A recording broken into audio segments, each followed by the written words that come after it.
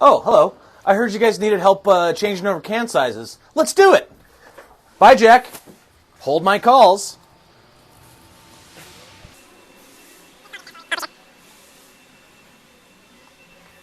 So, we're currently set up for 16-ounce standard cans. We're going to be changing over to 12-ounce standard cans. If you're changing your can diameter, it's a little bit more of an involved process. So, as you can see, I'm leaving these corner posts alone, and I'm just going to be loosening the bolts for the seamer pins. 1, 2, 3, and 4. 3 of our 4 seamer pins will pull straight out of the seamer plate. The 4th one is slotted, so it'll need to be pulled out and then up. Thanks, dum-dum.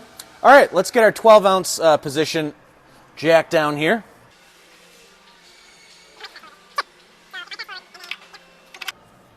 Hello again. You'll notice that I've got my 12-ounce seamer pins in here. You'll also notice a tiny little gap here.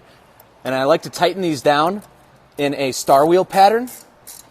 And I'm tightening these down because I like the weight of my seamer to be held on my seamer pins and not the joist jack. After that, you'll notice that my jack is slack.